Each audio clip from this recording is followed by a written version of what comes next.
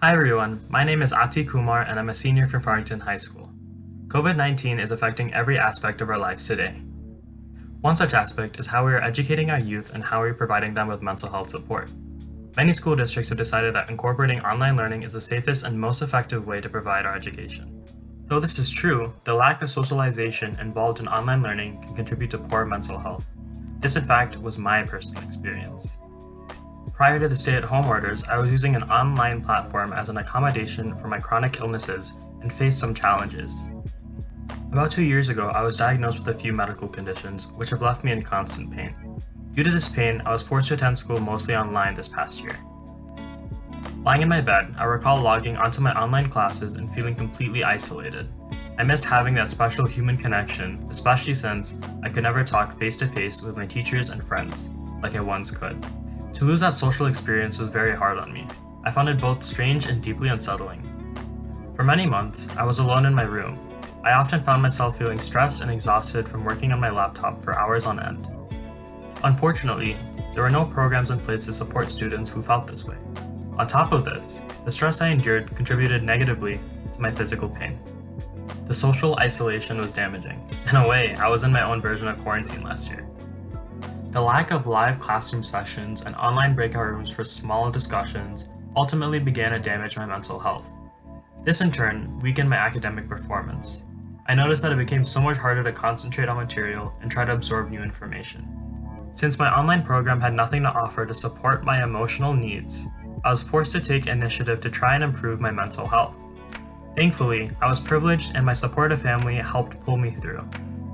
Many schools in Michigan, including my own, have decided to start school with an online platform. With this in mind, it is imperative that schools, both online and in person, prioritize student socialization and mental health support through coordinated program efforts. This is especially important since poor mental health is on the rise in teens. In fact, according to Pew Research Center, the total number of teenagers who recently experienced depression increased 59% between 2007 and 2017. Additionally, ensuring that students are supported is important not only for their mental health, but also for their academic performance. According to the National Association of School Psychologists, mentally healthy children are just more successful in school and life. Although it is important for our current online platforms to include emotional support, it is essential that this support continues in the future, post-pandemic. Before I continue, I want to caution viewers that I am going to mention suicide briefly. When I had been attending school in person, my school district tragically lost a student to suicide.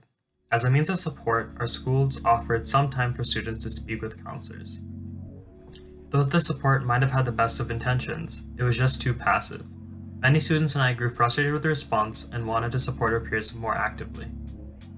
Consequently, a group of my friends and I created a conference called the Human Awareness Dialogues. The goal of our event was to provide a safe space for students to openly discuss their experiences with their emotional health, since, in our community, there was and still is a stigma surrounding mental illness. At the event, we discussed a variety of mental health topics, like cultural views on mental illness. For example, I, as a male South Asian American, have seen that in my community it is common for people to believe that their struggle with their mental well-being is simply a weakness that they should not acknowledge. In addition to this, we examined conditions like anxiety, depression, and chronic stress. After the event, many students expressed that they both enjoyed and benefited from having the opportunity to discuss their challenges with mental health with peers who share their experiences. I was deeply concerned to see that in my district, a well-funded school in the suburbs, our students' emotional health was supported insufficiently. Learning this made me wonder how schools with poor funding are providing support for their students. From speaking with friends of mine who attended these schools, I learned that there are challenges with applying basic materials, namely textbooks. Students are often forced to share books, many of which are out of date. Furthermore, schools simply don't have the funding to hire enough school counselors. The American School Counselor Association recommends that there be a 250-to-1 student-to-counselor ratio. Michigan, unfortunately, has the second worst ratio in the country, with a ratio of 693-to-1. According to 2016 data from the U.S. Department of Education. In addition to this, the recommended ratio for students to psychologists in schools is 700-to-1, and Michigan has a ratio of 2,184-to-1. Students should have the right to mental health support, and and right now, Michigan is failing our students. These ratios are appalling. Currently, both counselors and psychologists are being extremely overworked. This would not only result in students having a poor experience with these professionals, but would also result in students not even having the ability to meet with these professionals. I find it extremely disconcerting that even if schools try their best to have open conversations about mental health in their schools, they simply do not have enough funding to have enough staff and resources to care for the students in need. This is simply unacceptable. So what can be done to improve the emotional support of students in our schools? First, having active conversations about mental health in our communities is imperative. It is extremely important for students to first understand that it is normal to struggle with mental health.